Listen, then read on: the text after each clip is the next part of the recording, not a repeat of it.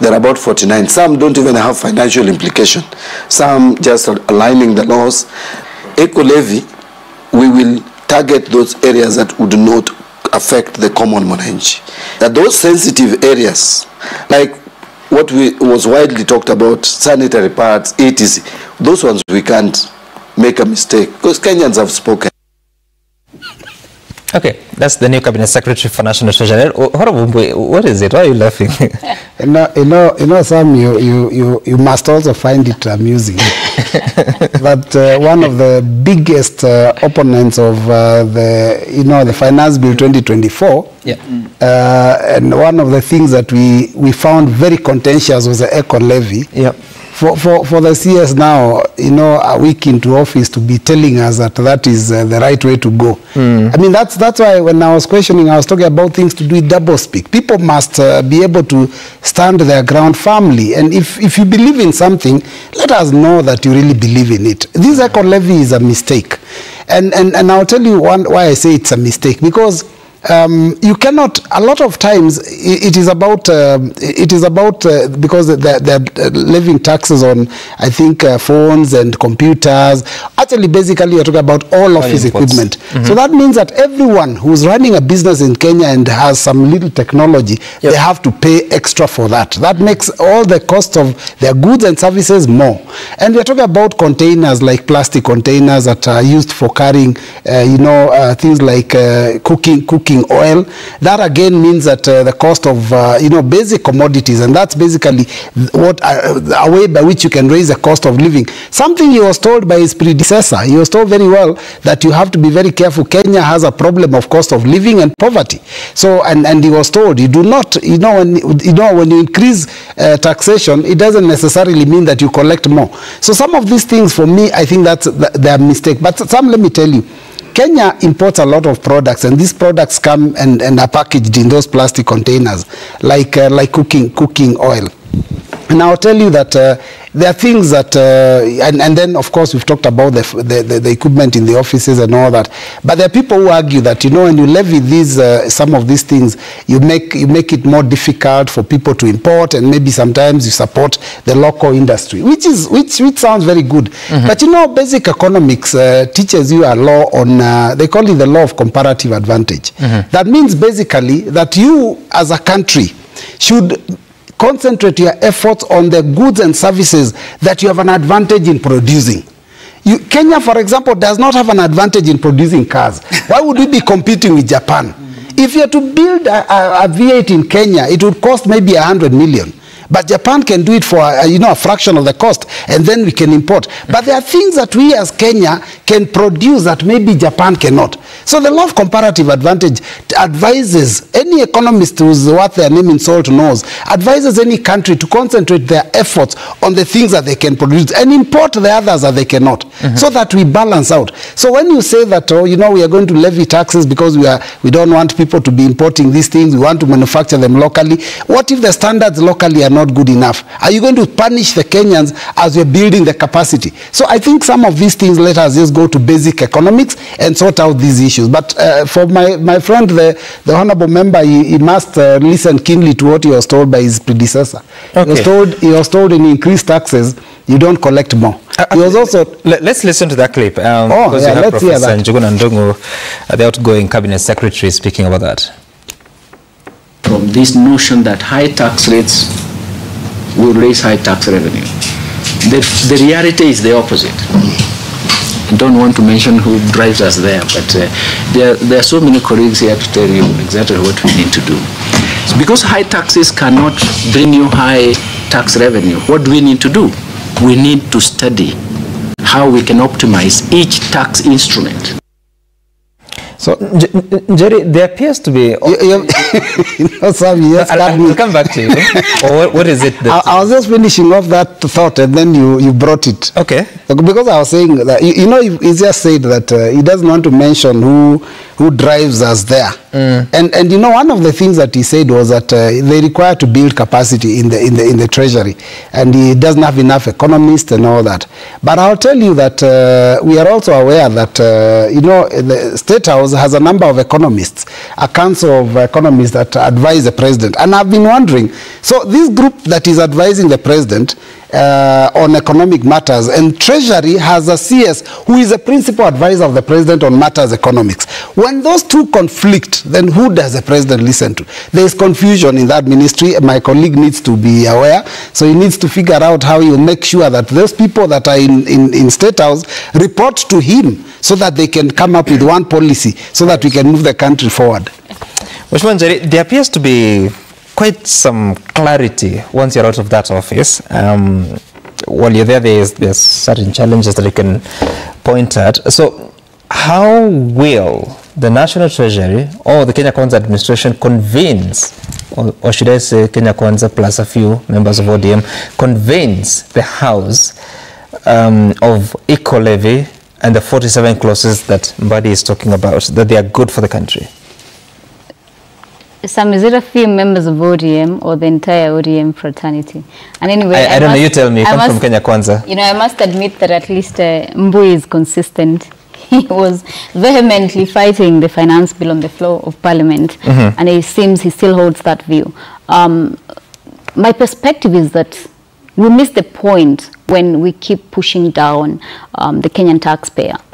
If you look at the current population statistics and the number of people who are qualified to pay for tax and the number of people who actually pay for tax, I believe that what we should be focusing on is streamlining, widening the tax base, and also streamlining collection.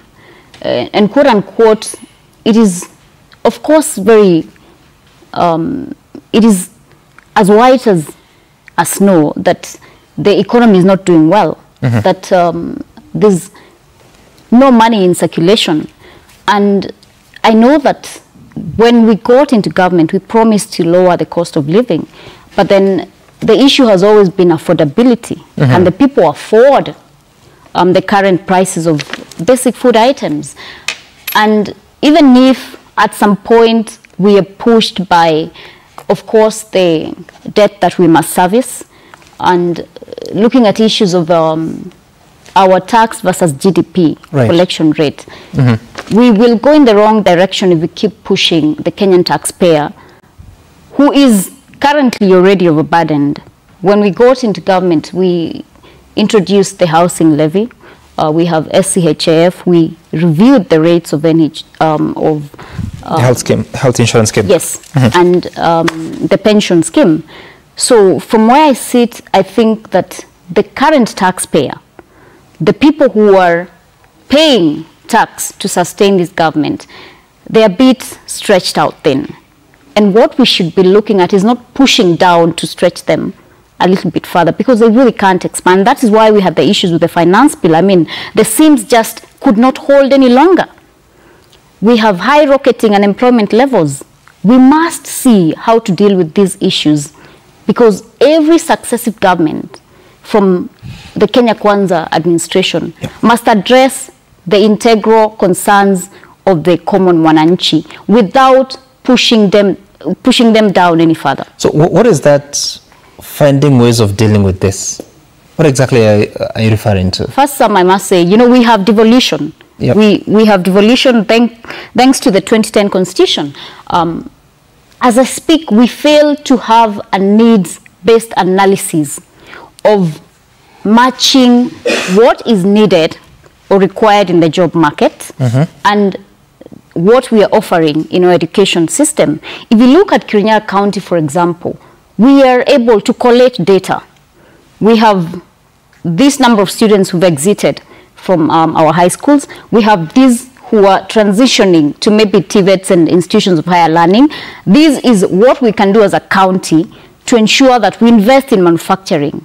We cannot, the challenges of the 21st century, even in the most developed nations like the UK, they're struggling with a robust youth that is not getting any form of employment, and it's frustrated. At the end of the day, that will be the downfall for any government.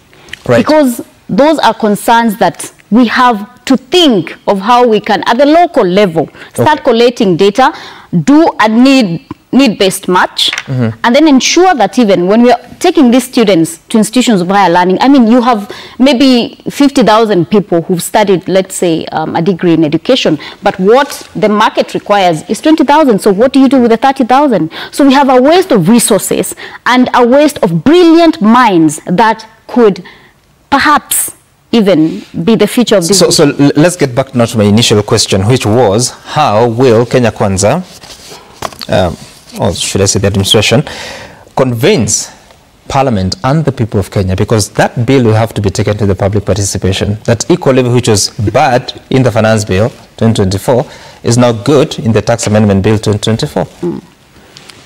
The equal levy and perhaps the reasoning behind it was to ensure that there's maybe responsible waste management. But at the end of the day, the factual thing is that it cascades down to a trickle-down effect on the cost of common goods. So we must review also as a government effective communication and public opinion. The biggest unbecoming of the Finance Bill 2024 that was shelved was the public opinion. When we lose credibility as a government on how we communicate, what we are communicating, that's why even when things like the 2.5% on the motor vehicle, the diapers, tax on diapers, when we removed even tax on sanitary towels, I mean, the Kenyan taxpayer still could not believe, or rather the Kenyan populace in general could not believe that we actually mean well. So we also really seem to have an issue with how we communicate and the public image that the Kenyan people have of us as a government. Jerry, I'll come back for my... Can I give you a quick answer? I'll come back for my answer. No, wait, let me hear from... the real answer. Let me hear from the former Cabinet Secretary first, then I can get to Anjiro to hear more. What we hear is actually not high cost of living or even taxation. It's actually poverty that has hit the country so hard after so many layers of negative shocks.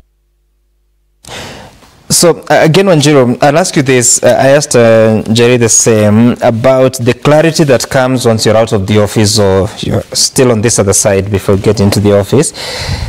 And then plus that, how will the government convince the people of Kenya about some of these tax proposals, that they are good for you as a country? Yes, about clarity that comes out once somebody's out of office, that's a dilemma we have in this country, because leadership, actually one of the marks of leadership is consistency and reliability. So this idea that your position is one day here, the other day here, shows a lack of leadership. Development and politics needs to be separated, because we are paying a very high cost of politicizing our development, like we were discussing in our education. So with Prof coming out of Treasury, he sounds like a whistleblower, because he needed to have spoken. Of course, as a cabinet secretary, you then have this responsibility.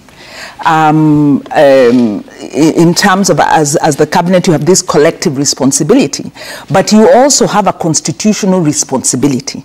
And that implies that you serve the interest of Kenyans.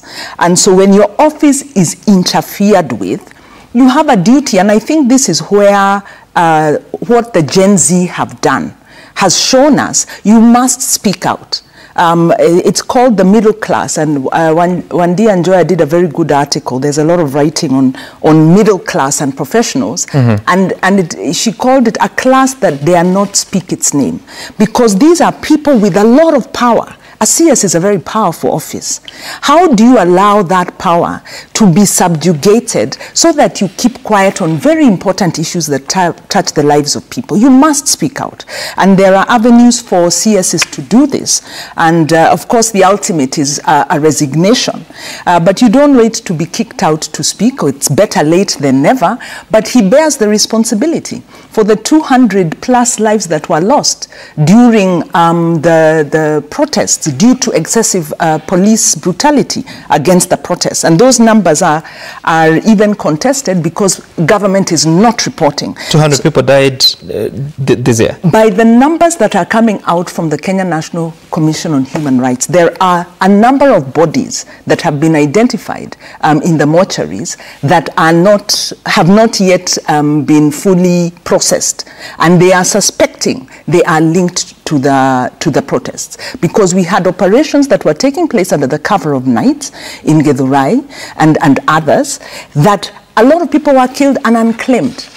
And because the police, and you've seen that IPOA has now come out to say that the NPS is frustrating them, that DCI is frustrating them, there has been no report by governments, no credible one, to show which and where are these unclaimed bodies, where are they from? And so that the process of forensics of determination is being politically managed, but from the institutions that work in this sector, including the National Commission on Human Rights, there is a body count. So we do not yet know. If I'm not mistaken, the last figure they gave, KNCHR, was about 60 or thereabout. No, that number has gone up. But what I'm talking about is look at the number of bodies in the mortuaries around this period and the spike in those bodies and the forensic process of determining how were these people killed. So when you look at that, actually, the unofficial estimate is up to 200. And we'll wait to see if we are able to get that credible information. So number one, we are talking about reintroducing finance proposals that the president withdrew less than a month ago, saying that he has listened to the public. As Honorable Mbui has said here, and the Kenya Association of Manufacturers said that this eco-levy duplicates an existing provision because you have the extended producer responsibility facility that is tied into what they are calling the circular economy. So there's already a provision. Why duplicate? There is then the underlying that since 2016, we have had an increase in the number of taxation measures that have been put in place. And by around 2018, 2019, those taxation measures were beginning to cause a problem in terms of not yielding, whether it's VAT, whether it's these other measures. So then, of course, came COVID. Then, of course, came the Ukraine war and its impacts. Now we are dealing also again with other economic factors. So we are asking, where, common sense, economics, and also in the public interest. Why don't you deal with the expenditure problem that we have? Why, when you look at the manifesto of Kenya Kwanza, they talked about when you're in a hole, you stop digging. They were not going to borrow anymore. They were not going to increase taxes anymore. This was the basis on which they ascended into office. So they have violated the basis on which they were elected, which is why they have had to kill protesters, which is why they are abducting. Up till yesterday, our colleague was the chair of Muhuri was arrested with his family on Saturday. Because of the outcry, they had to release him. But why are you arresting somebody who you then can't even charge with anything or even interrogate? It means you're intimidating people to stop speaking because you have violated your manifesto, you're violating economic principles. What is the expenditure problem? We have a huge debt burden. It's supposed to be audited. What does audit mean? We know that some of those loans were acquired in contravention of the Constitution and the public finance management provisions. Why are Kenyans being made to pay for odious debt? So number one, how do we deal with that? Then the second is the ability to pay, because these loans were directed at non-productive investments, whether it's the SGR, you've seen again, it's resurfaced in the paper. So you borrow expensively, put it in a project that does not stimulate the economy. So you're stuck. It's like, you know, that is like a dead weight on the economy. And the recommendation that is coming out across the board is we now need to look for some cancellation of debt. But cancellation of debt does not mean that those who have violated the borrowing provisions to enrich themselves and go scot-free. What is the other cause of our problem? We have, and I really like what, you know, a lot of what Honorable Maina said here, Honorable Njeri Maina said here about devolution. From when we devolved, the problem we have is that the national government has continued to operate as though it is the implementing arm of government. So that you have a national government that continues to create additional state agencies, additional funds, additional budget allocations, holding staff they don't need. So we have, in fact, if you look at the provincial administration, now the national government administration, it's now being grown and extended all the way to the local level. It was anticipated that counties are the local arm of government at the local level. Why are we running national government all the way to the local level? County governments where they belong. CDF, another scheme. And not only CDF, this government is creating fund after fund after fund. These funds are not evaluated for their effectiveness. So they become very wasteful and very prone to corruption. So one, we have to deal with governance. Two, we have to deal with duplication. Then there is the structural issues of the cost of energy, and of course the cost of doing business, which is riddled with corruption. So our problems pertain to the expenditure side of the budget, which this administration had said they would look at and have not really had the political leadership to do. So the question is not whether it will be accepted.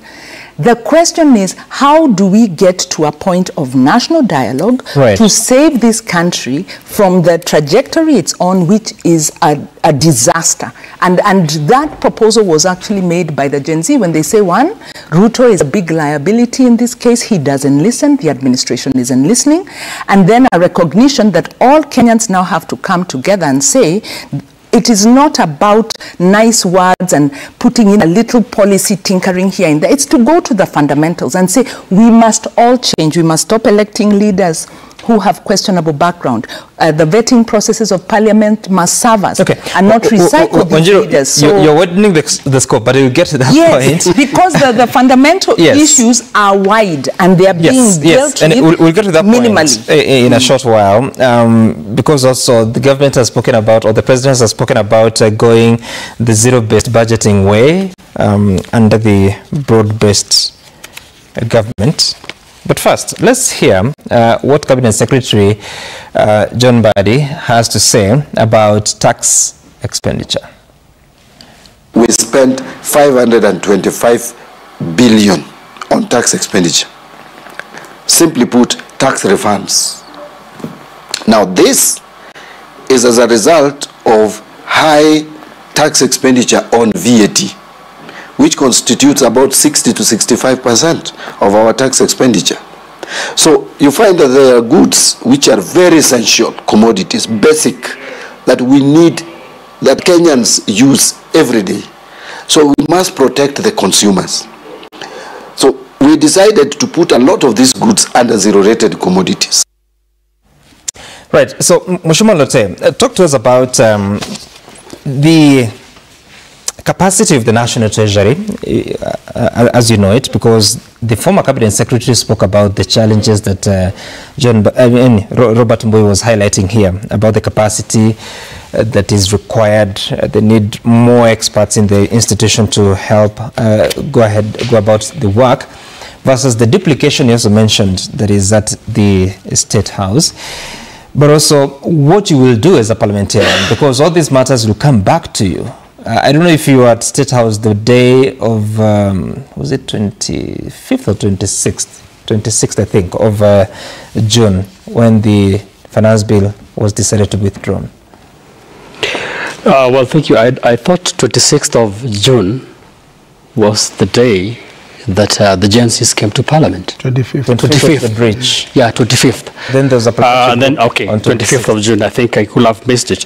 But I think, first of all, let me just come a little bit to something that you had asked, which I thought I had a little bit of an insight on. In this country, and I believe we are all insincere as a country, we've seen the finance minister now. When he was out, he was one of the vehement advocate against the Finance Bill 2024. Now he's in, is one of the person that could be supporting a reintroduction of the Finance Bill. We've seen the Cabinet Secretary, the outgoing one, being at the steering when higher taxes were actually introduced in Parliament. I think technically it came from the National Treasury, then it came to Parliament. Now, as outgoing, he actually has seen the light. I think we've got a lot of Paul's moment, where you turn from being a Saul to being a Paul. I think we've seen that on both sides, those who are coming in and those who are going out. And this brings me to an analogy of the persons playing football. When you are actually a player, you have a lot of misses. But if you are a spectator, you play better. You will actually blame the person playing in the field for the misses, and you say, if you were me, I will have scored. But if you're given in the chance, you will be the person that misses the best. Misses the best, basically meaning that you cannot even do anything. I believe as a country, we need to sober up. And for me, I do not have any doubt as to whether there is any part of the political divide that has this kind of a disease. We have a disease. Probably you today, I was actually telling Boy, why don't you even go take the position of a cabinet secretary? And he said, I cannot.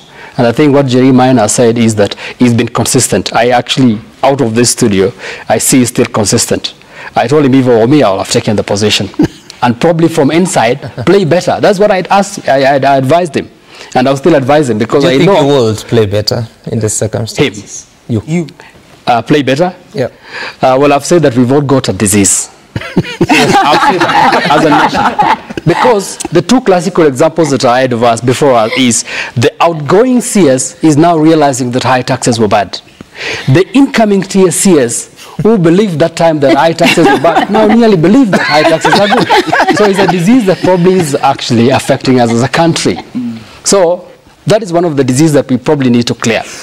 But then coming back to... A disease or a crisis. It's a disease. It's a national disease. We're talking about an mpox. Probably we need to look at the disease that is affecting us, because why is it a coincidence that those coming in believe now they have seen the light, those getting out also believe that they have seen the light from the other side?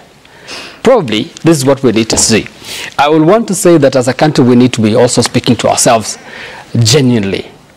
And to say to my sister, probably let us not also sensationalize all these things to levels where we actually bring back the country to levels where we were on the 25th of June. Sensational? What does to sensationalize if we actually say that we've got 200 bodies, and yet that is not the official figure of those that have died. Unidentified. Give me the chance. Give me the chance. Give me the chance. It's okay. Give me the chance. Time. You've said it very right that the official figure is 67, probably around there. Sorry, official from who?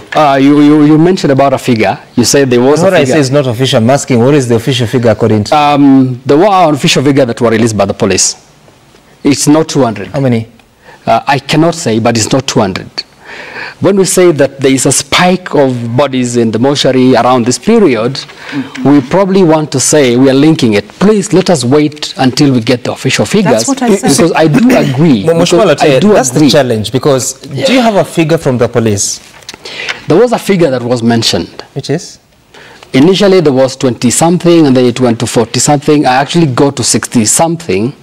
Because there was an the last time figure. the president spoke about this, he said 42 had died. Okay, let us operate that. Just hold on. KNCHR had spoken about 60. Yeah, that's probably what I said. When KNCHR was reporting 41, the president and the then cabinet secretary for Interior were at 25. We have not heard, unless I'm forgetting, any word from the police about the number of killings? The interior. They can't report themselves. The interior. That's the truth. Probably. What I'm saying is we need to get an official figure from those that are concerned. How will we get that figure? And those that are concerned. The president has spoken as a figure. The first killing was on 18th of June 2024. Today is 19th. 2 months later, no figure from the police service.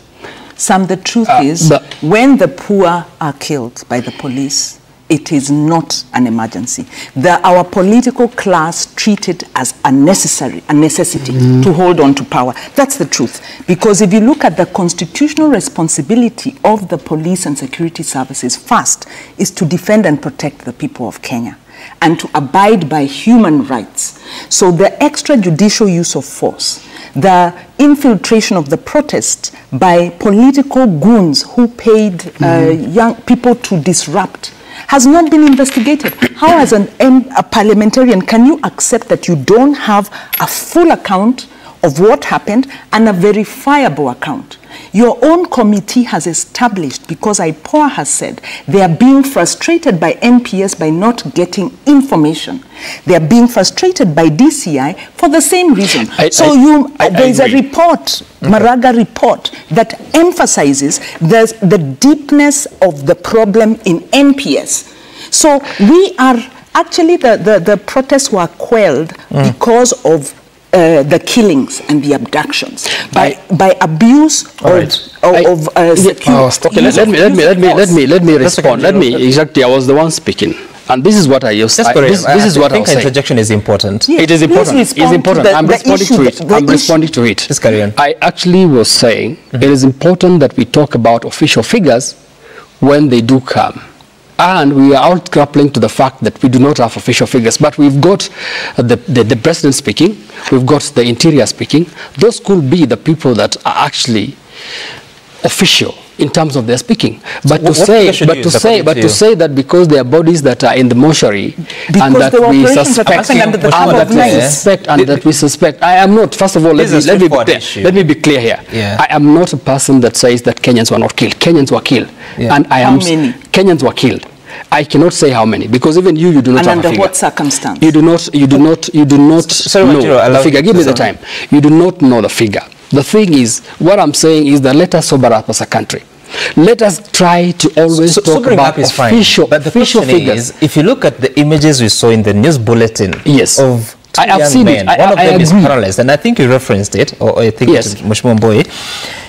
If you're saying that we should go with the official figures, and the only figures that have been given, the latest in terms of how high it was the president speaking about 42 during that town hall meeting in Mombasa. So what figure should you use? That's what I've said. The president has spoken. We can use that figure. The interior has spoken. The interior has spoken. No, let us use those figures. He spoke about 25. 25 and then there's 42. The interior, I'm actually saying let us use our official institution. The president is an institution. He has spoken. Do you trust that figure as a parliamentarian? The president has spoken. We can utilize that figure. The interior has spoken. We can utilize that figure. But to go out level, to go out and say, Kenya's Char, I've not even said it is 200 bodies. It has not said. They have been at 60. They are okay. They have 60, and that's the figure I actually was asking you. I said you spoke about a figure. Let us operate on that figure. Verified deaths. 60. The KNHCR. What about the bodies in the mortuary? That is what I'm saying. That is what I'm saying. If bodies are in the mortuary and not accounted, they have not been accounted for. Let us not try to link it until there is an official communication from KNHCR. Instead of us saying, because they are bodies in the mortuary, let us link all those bodies to the demonstration so that we demonize the whole thing and sensationalize this country to go back to the brink of where we came from. That is exactly what I was saying. The question here is for accountability, because we have done reports on Citizen TV, including people whose bodies were collected in Kitengela, taken to the city mortuary, recorded as having been collected in Juja from an accident. I do not disagree, Sam. I think let's believe in what I'm saying. I do not disagree with what anybody else says, but let us have an official figure that we can be able to reference in future. Instead of trying to say, is the one that might say someone died in Juja of an accident, yet they died in Kitengela during the protests. Then it means that we do not even believe in any institutions here. Yes, by your own admission. by your own reports. That's the report sitting before Parliament that says we have a problem with our state agencies. And now we have seen them used through executive order and through abuse of their powers. And we haven't seen Parliament come up and say, we want an accurate account. You should be asking the question of where are these bodies from? And why are they being logged in under different circumstances? That in itself is a red flag, because the question is, what is the state hiding? And why are civil society the ones asking the question instead of Parliament? Who do you represent? Whose constituents are these that have been... We represent everybody, and I'm asking that question here in the studio. Yes. Do you have an official figure? Do you have an institution that talks about the official figure, instead of, are you saying that there are 200 undetermined bodies in the mortuary? Very good. Now, some of these bodies were even apparently being kept in a place where the families come and ask, looking for their kin, and they are told that person is not here.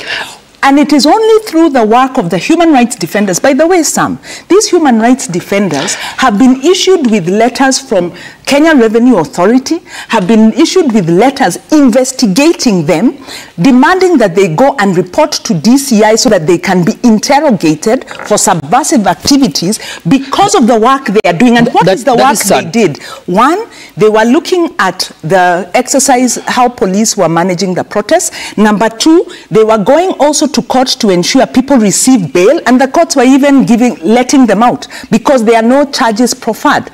And then they were pursuing the extrajudicial, the use of extrajudicial force, the killings and those in hospital, so that they can track them. That is the responsibility of the state. The state has not done it. Up till today, we don't have the state report on the killings of 2023. So we do not trust the state, because the state is using force to quell the reality that they are mismanaging the economy, they have violated their election promises, and they are actually abusing office as we watch. So that is the problem. And as a member of Parliament, please speak the truth. Don't come and speak for the stomach of a few. I am not speaking for the stomach. What I'm actually asking, Sam, I think it is not wrong for me to ask.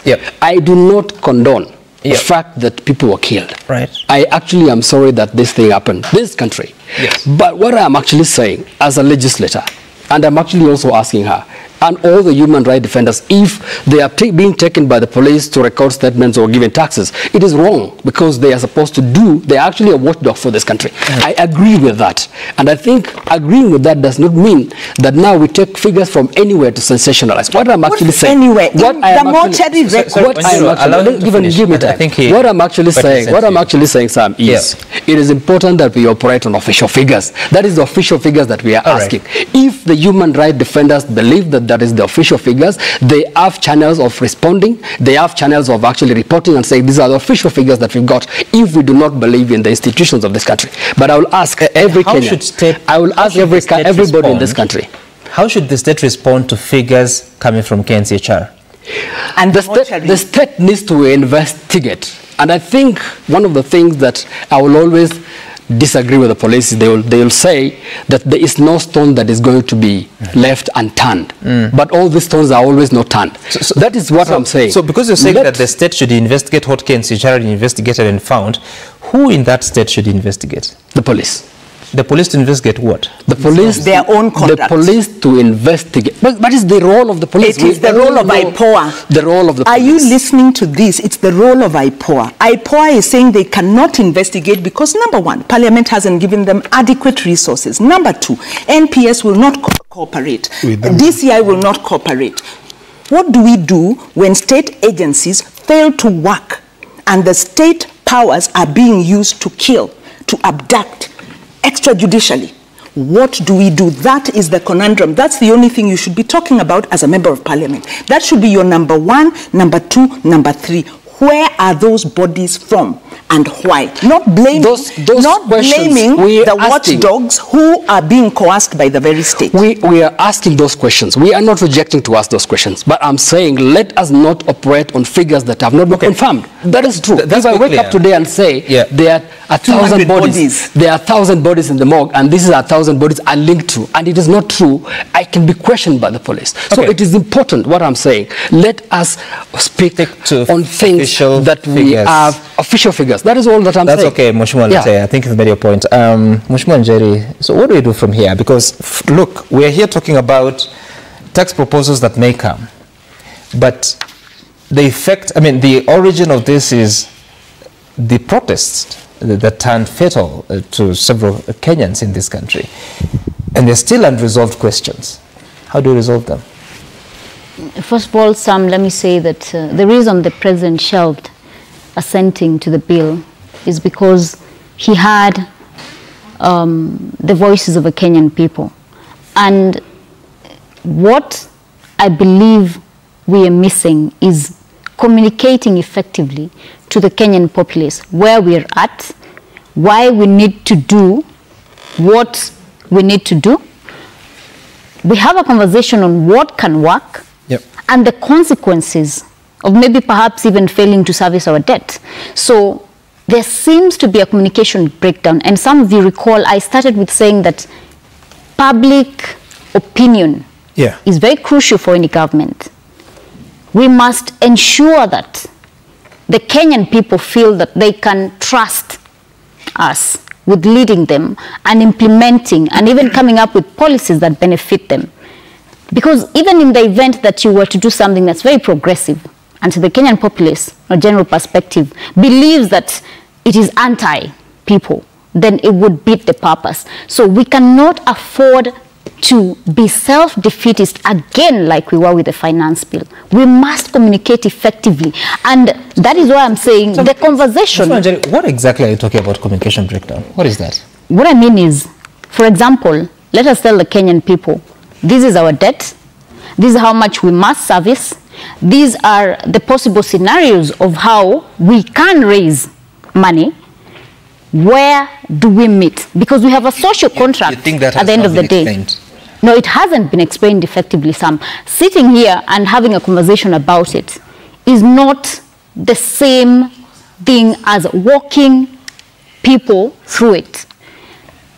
I can tell you for a fact that I voted no for the finance bill because the people that I represent unequivocally insisted that they believed it was entirely bad for them. And if you recall, the people there were aspects of the finance bill that were progressive, and there were aspects like the eco levy that I did not support at all. Like what was amended later on the floor, the tax on sanitary towels and diapers. So at the end of the day, it is about everything narrows down to communication. It is a very integral aspect for every government. So we need to have a conversation, Sam. We cannot just say that we want to now reintroduce quite a number of aspects of the finance bill. Yes, Kenyans do not trust their leaders. What do you do about that? Trust is something that you have to earn. So we have to work to build trust with the Kenyan people, and we have to start with effective communication. If we say, let's say, for example, we want to reintroduce the eco levy, we have to walk the path with Kenyans. Why do we want to reintroduce it? What will be the cascading ripple effect of reintroduction of the same? What will be the consequence of us not having some of these tax policies? When a government still doesn't have official figures of the people that were killed by the police, is it possible to trust the government? You know, Sam, and I was listening to Lotte and my very passionate sister having that conversation over there. I'm just thinking to myself that from where, what I see things is that that point is moot. Because one, we can agree that people just do not have the official figure, whether it is a Kenya National Commission on Human Rights, they say this is a figure. Then we have the DCI, or rather the Ministry of Interior say this is the figure, then we have sometimes the press, because I can see here on the standard that, you know, the number is 50. So we seem to have a communication breakdown, like I've said. If you remember during the... So what is the figure according to the government? There has been no official figure that has been released, some.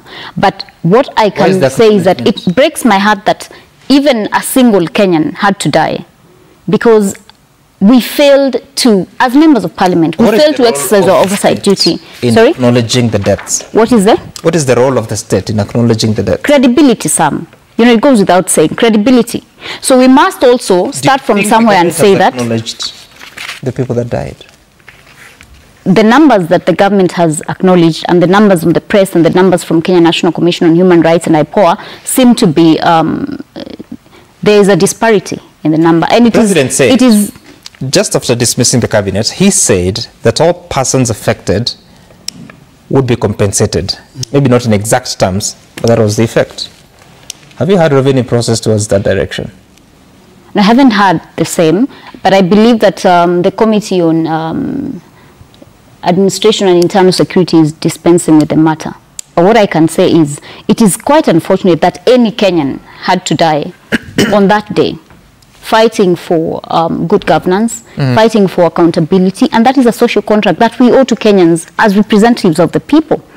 So what I insist on is that we must walk the path with the Kenyan populace. We cannot impose things from the perspective of, you know, it's like there's just a huge disconnect between us, who are the implementers, and the people who are supposed to do the oversight and representation, and the people we actually represent. What I call representative democracy. You're oversighting as well? No, I said implementers. I meant, you know, the cabinet secretaries, because government is a collective as a whole. But what I mean is, like, as members of parliament, we exercise representative democracy.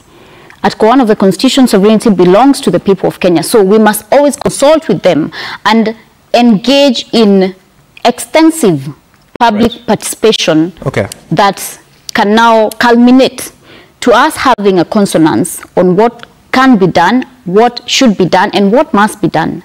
All right. Mheshimiwa Mbui, look, I don't know if you have anything to say about the contentious issue about the Kenyans that we lost, but also there's a history that you can reflect on. Finance Act 2023 nullified for lack of public participation, including new clauses that are introduced post the public participation. You've heard of several other decisions that have suffered the same fate. You're talking about the health laws that now the Court of Appeal just last week declined to grant stay orders of the High Court decision. Yet still, we don't appear to listen to the people in making these decisions. How do you assure that after the formation of the broad-based government that things are going to be different? You know, Sam, I don't believe things will be different. Just by listening to the new CS, who was an ODM member and who was in Azimio just a few days ago. In fact, he still remains a member of Azimio because he's a member of ODM party. Public participation has constantly been ignored, and I think they'll continue ignoring it. And I'll remind you, Sam, that just during public participation for the finance bill, one of the things that came up, which is not in the finance bill but was important, is the issue of the road maintenance levy. And the public outrightly said no. The CS for transport then indicated that the public have rejected it. But EPRA sneaked it in through a gazette notice that has never been brought to Parliament for debate, which in fact is an illegality as we speak, because they gazetted it and they are implementing it. There is an 7 shillings increase in the cost of fuel per litre that was imposed by EPRA. And that basically means that they don't listen to the public. And let me tell you, the biggest problem is that even if the public speaks, there will be one communication that will be made. And this is a question he had asked Njeri. You know, how are you assured that we'll be able to maybe address this matter? The thing is, a PG will be called a day to the debate. in State House. And the communicator, you know, par excellence, will sit there and tell them this is what you have to do. And it's unfortunate because every time that happens, members will go and just vote. Even, I mean, they'll vote whichever way he tells them to. And now I'll remind you, you know, he told people, go support this bill. They went and they fought us very hard on the floor and supported the bill, the 2024 finance bill. Then he called them to State House and said, I am rejecting this bill, Kenyans don't want it. The same people that were fighting us on the floor were cheering him on when he's rejecting it. So, and the biggest problem is in the House in the Hill. So you don't think things have changed? I don't think in the House in the Hill, nothing has changed. No. Some immediately after a little bit of a handshake, he's on top of vehicles, fuel guzzlers all over the country, campaigning for 2027. I mean, when will he sit in the office and provide services to Kenyans? I don't think anything has changed. And when I listen to my former leader speak the way he has, that tells me there's something that happens when you walk into State House. I hope not to go there and get into this. But let me just also address the matter that was raised by, there was an argument here, or rather there was a very heated discussion on the issue of the people that died, the numbers. And let me tell you some, for me, how many need to die for us to be concerned? How many need to die for us to be concerned? The fact that there is a confirmation that people died. The first young man that was shot outside Parliament, called Erickson Mutisia, is from my constituency. So I already am affected. The one called Rex Masai is from a constituency that neighbors me and is from the border. So I was also there for the funeral. So these are two people that I went to bury that I saw. And let me tell you, if you remember in the US, some hitman attempted to shoot Trump and missed, but one person died. The head of Secret Service had to resign. In Kenya, we are talking about tens and tens of Kenyans who have died, and the state keeps saying we will compensate them. You've just run a program here that is showing us people that are, you know, paralyzed, that cannot do anything for themselves. There is no state officer who has ever visited them. There is people who have died. There are people who have even lost up to now. When you talk about the figures of those who've died, there are people who are abducted and they've never been found. So when you talk about people who've died, there are very many, because some of them probably even killed and buried so that they can hide evidence. I think we have a problem, we have a crisis as a country, and that headline I saw, that comment I saw in the front of the Standard about the president himself unleashing terror squads to kill our children, that sends shivers down my spine, because I'm wondering, where are we headed as a country? So for me, I think we don't even need to debate the number. Let us debate the concept. And how much, let me say, we all know people who've died. People who've been killed by police bullets. How many policemen have been arraigned in court on this matter? Has the president or the Interior CS ever spoken about it? No. Even when they talk about compensation, they're not even talking about justice. People are killed. The people that shot them, even some of them captured on video, are walking scot-free. It's like they're being celebrated. I think this thing of the youth that were killed, we think that it's over. And sometimes because of the peace of the country, we don't want too much tension.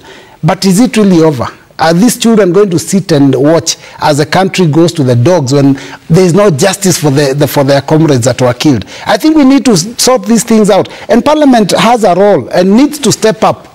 We have committees in the House that are assigned these responsibilities. Unfortunately, the leadership of committees is always in the hands of the majority.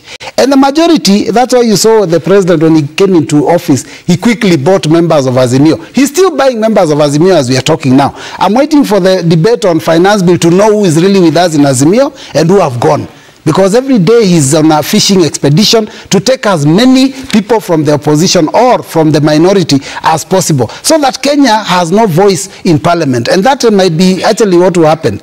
And when that happens, I'll advise the Chief Justice to also give an advisory that we just disband this Parliament. We haven't even achieved the two-third gender rule. Go back to the elections, elect people that can be able to speak for Kenyans. Agreed. Now, when I spoke to the Cabinet Secretary for Interior at that time, 5th of July, he said that in as far as police officers that may have been captured on camera, he could not comment about that because the investigations are continuing.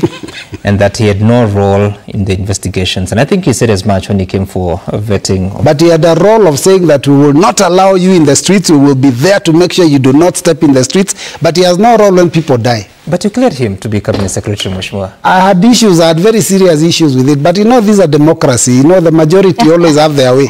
The minority can only have their say.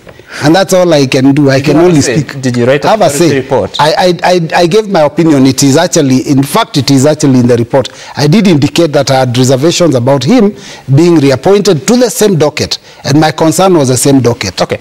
All right. Now, last week, the High Court, I believe, ordered the government to stop implementation of the road maintenance levy, which was increased by 7 shillings.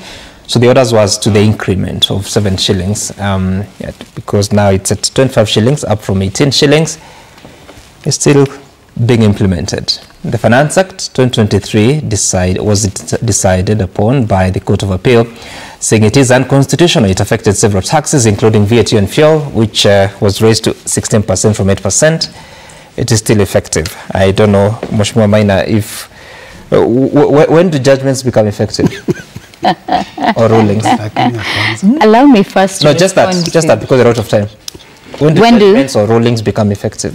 When a court order is served upon the government, and the representative of government, quote unquote, would be the AG.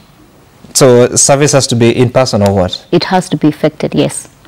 So that has not happened? A court order has to be served. You know, I cannot say that because I cannot speak for the AG. And it is very good that the AG was even proposed by my good friend here, the party, you know. Which party? He comes from Wiper Party. Oh, he's not from Azimio. I've always thought Mbui is from Azimio. I mean the larger coalition, Azimio. Dr. Sodoro was proposed by Azimio. It goes without saying some. Yes. ODM. It's ODM. Yes. Okay. I didn't know that. So maybe she can tell us whether she has been served with the order so that it can be implemented. Has she been sworn in? Not yet. So how would she know that she has been served? Then that would be the Solicitor General who'd take it up, who's actually in office. Is Parliament concerned? And a former member of Parliament. Are being ignored?